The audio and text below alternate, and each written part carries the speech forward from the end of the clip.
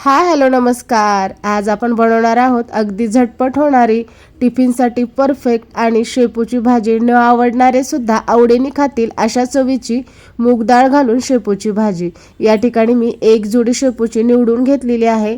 या ठिकाणी छोट्या वाटीने एक वाटी मी मुगाची डाळ घेतलेली आहे। मुगाची डाळ आपल्याला 2 ते 3 वेळा स्वच्छ धुवून घ्यायची आहे आणि त्यानंतर त्यामध्ये पाणी ओतून 15 ते 20 मिनिट भिजत ठेवायचे आहे।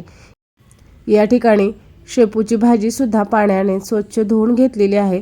कोणतीही पालेभाजी असो ती चिरायच्या आधी धुवायची, म्हणजे त्यातील पोषक घटक आहेत ते वाया जात नाहीत। या ठिकाणी शेपूची भाजी आहे ते आपल्याला विळीच्या साहाय्याने किंवा चाकूच्या साहाय्याने बारीक अशी चिरून घ्यायची आहे। शेपूची भाजी ही एक पौष्टिक पालेभाजी आहे। यामध्ये व्हिटॅमिन ए, व्हिटॅमिन सी, त्याचप्रमाणे कॅल्शियम, आयर्न याचे भरपूर प्रमाण असते। ही भाजी खाणे आरोग्यासाठी उत्तम आहे, पण बरेच जण या भाजीला एक प्रकारचा वास असतो, त्यामुळे ही भाजी खाणे टाळतात। पण आज रेसिपी सांगितली आहे त्या पद्धतीने जर आपण ही भाजी बनवली तर अगदी लहान मुले सुद्धा ही भाजी आवडीने खातील। कढई गरम झालेली आहे, त्यामध्ये आता तेल सोडून घेऊया। तेल व्यवस्थित गरम झाले की आपल्याला खमंग अशी लसणाची फोडणी द्यायची आहे। या ठिकाणी मी 6 ते 7 लसणाच्या पाकळ्या आहेत त्या ठेचून घेतलेल्या आहेत।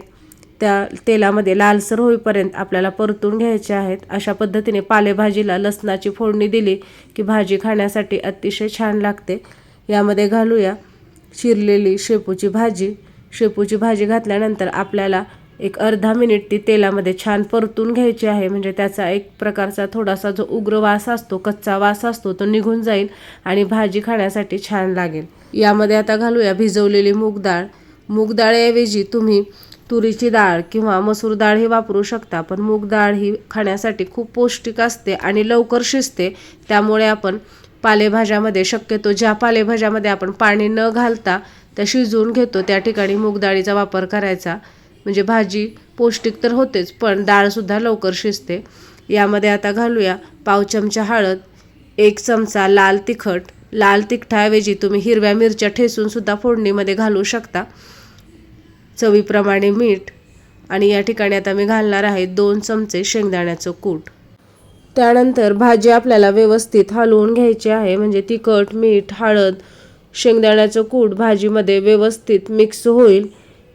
या ठिकाणी पाणी न घालता भाजी आपल्याला शिजवून घ्यायची आहे। तुम्हाला गरज वाटली किंवा भाजी कढईला खालच्या साईडने चिटकत आहे असं वाटलं तर थोडा पाण्याचा शिंतोडा तुम्ही मारू शकता।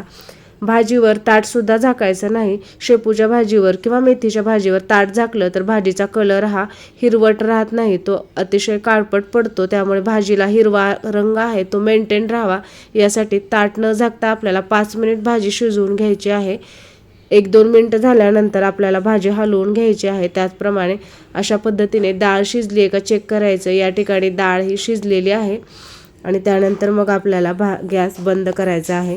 अशा प्रकारे अगदी 5 ते 6 मिनिटांमध्ये आपली शेपूची भाजी तयार होते। तुम्हाला जर आजचा व्हिडिओ आवडला असेल तर लाईक करा, शेअर करा आणि अशाच प्रकारच्या रेसिपी पाहण्यासाठी आपल्या चॅनलला सबस्क्राईब करा।